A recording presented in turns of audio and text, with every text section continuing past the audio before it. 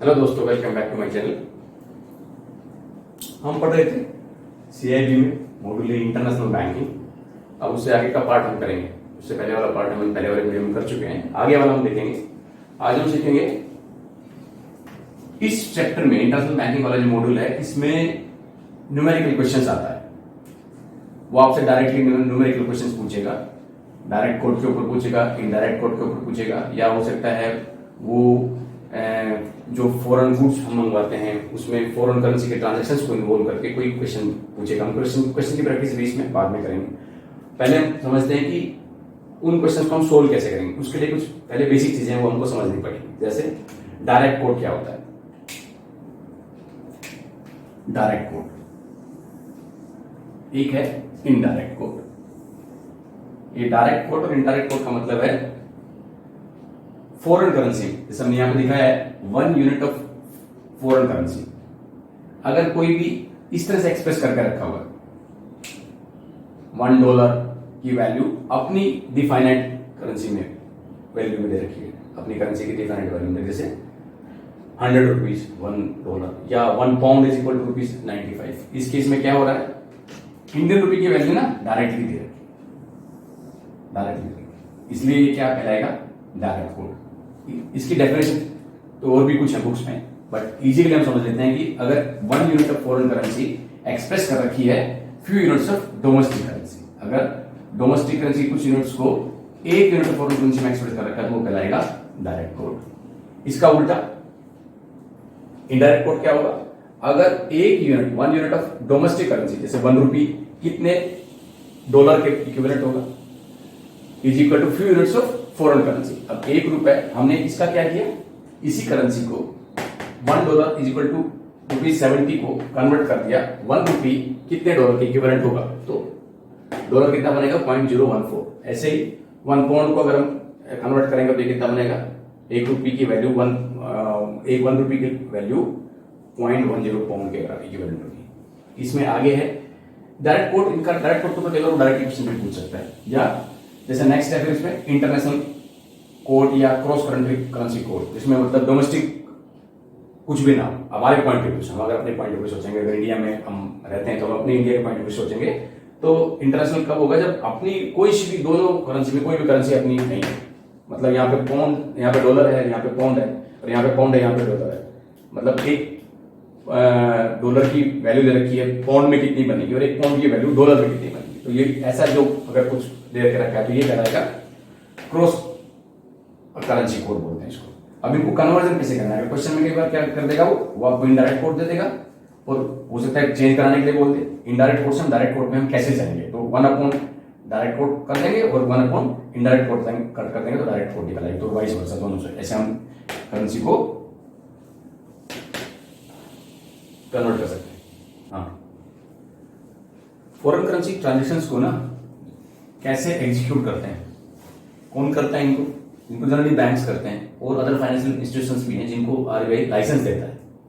Federal की guidelines है, foreign exchange dealers association of India है, उसकी गाइडलाइंस के उन्होंने लाइसेंस देकर रखा है as per the guidelines of federal. RBI license देता है। लाइसेंस कौन देता है, आरबीआई लाइसेंस इश्यू करता है।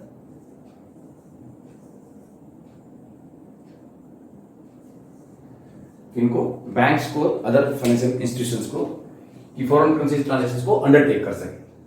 अब देखो होता कैसे है, डीलिंग रूम होता है सभी के पास अपना है।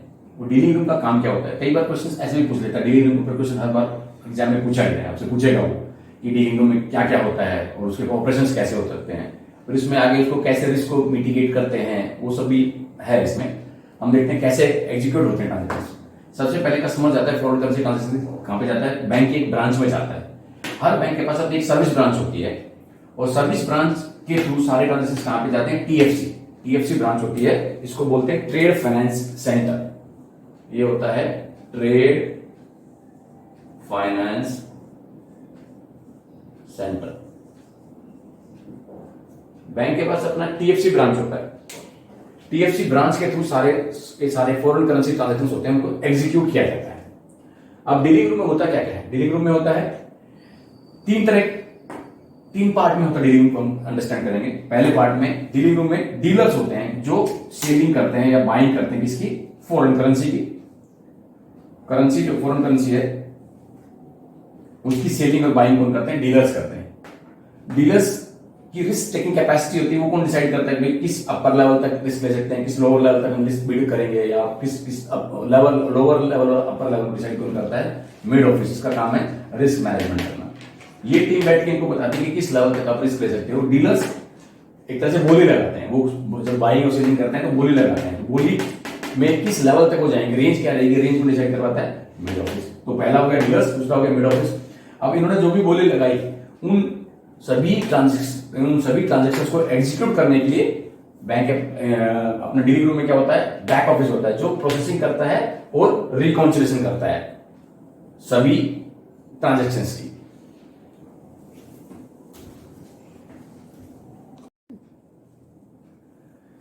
अब आगे इसमें देखते हैं एडी कौन होते हैं?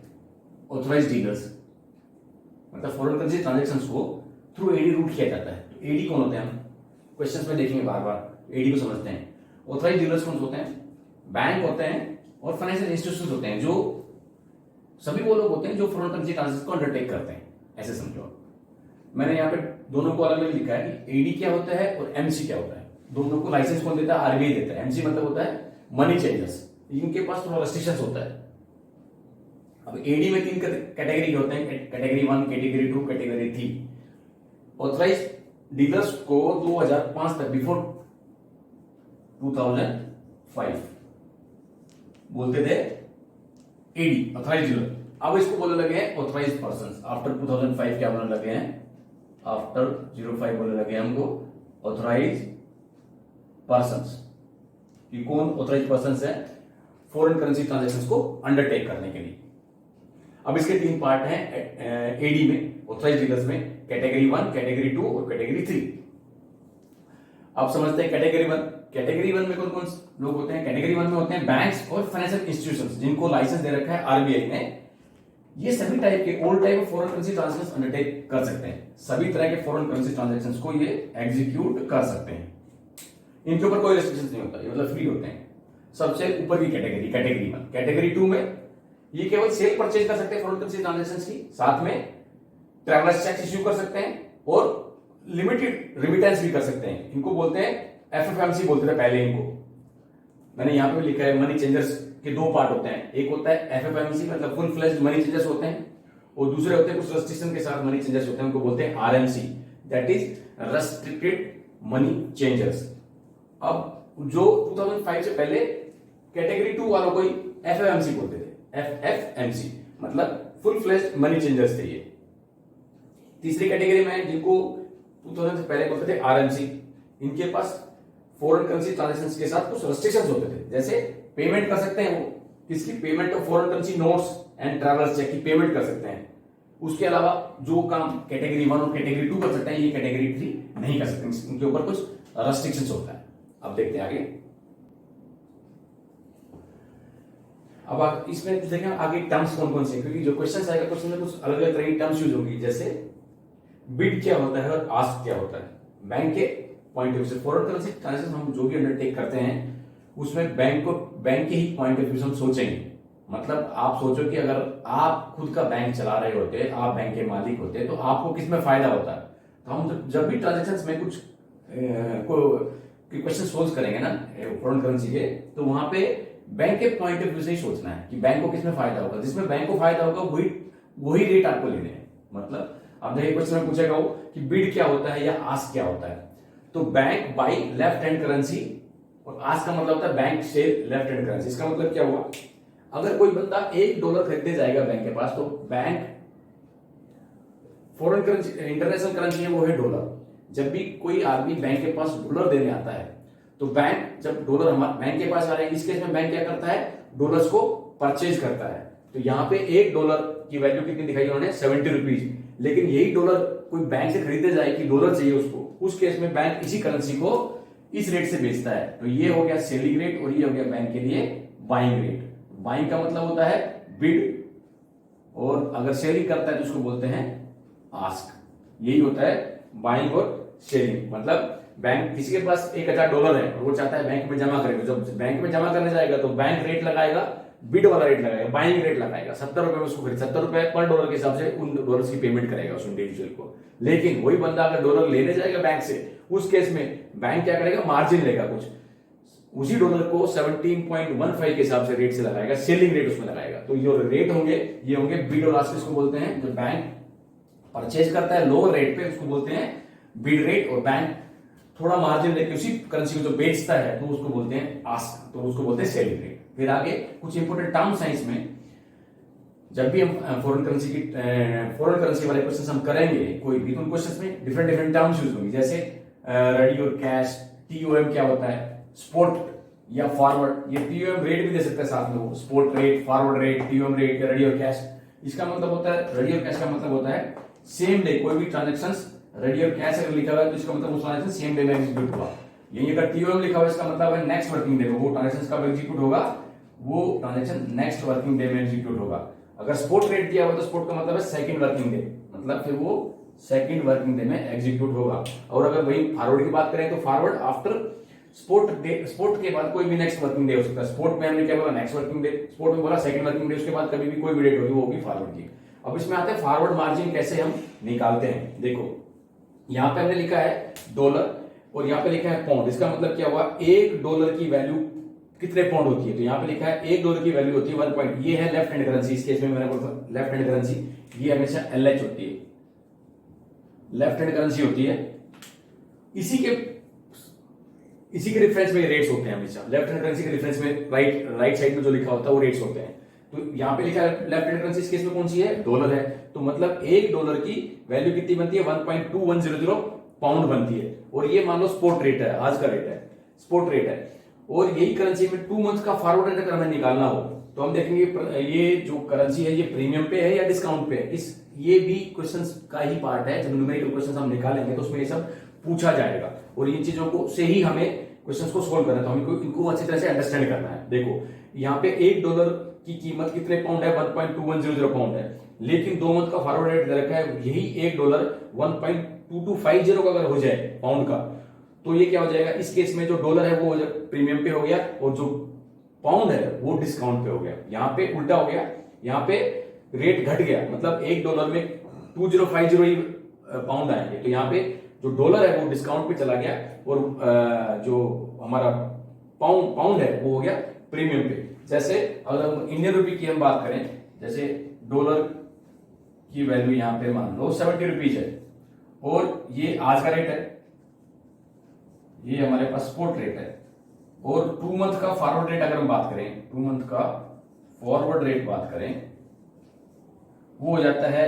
Dollar is equal to 65 rupees. इस केस में क्या हुआ, इस केस में क्या हुआ, पहले एक डॉलर का 70 रुपीज वैल्यू था, अभी इसी एक डॉलर का वैल्यू कितना हो गया, 65 रुपीज। इसका मतलब क्या हुआ, जो इंडियन रुपी है इसकी वैल्यू यहां पे प्रीमियम में, डॉलर डिस्काउंट पे हो गया, डॉलर चला गया डिस्काउंट पे, और जो इंडियन रुपी है उसकी वैल्यू ये है प्रीमियम पे। तो क्वेश्चन में इस तरह की चीजें वो बार बार देगा कि करेंसी डिस्काउंट पे है कि प्रीमियम पे है, तो इसको अंडरस्टैंड करना जरूरी है कि कैसे डिस्काउंट और प्रीमियम हम कैलकुलेट करते हैं।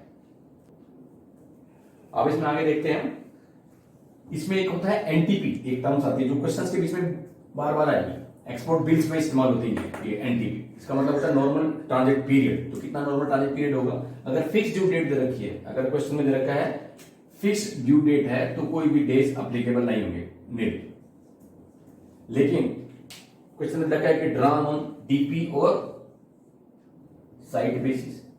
डीपी का मतलब क्या होता है, डीपी का मतलब हमने यहां पर लिखा है और साइट का मतलब यहां लिखा है। डीपी का मतलब होता है डॉक्यूमेंट्स अगेंस्ट पेमेंट, मतलब पेमेंट होने के बाद ये डॉक्यूमेंट्स रिलीज होंगे एक्सपोर्ट बिल के, तो उस केस में कितने होंगे, 25 डेज। बिल से अगर फॉरेन करेंसी में बिल दे रखा है तो 25 दिन, और अगर बिल है रुपी में तो 20 दिन।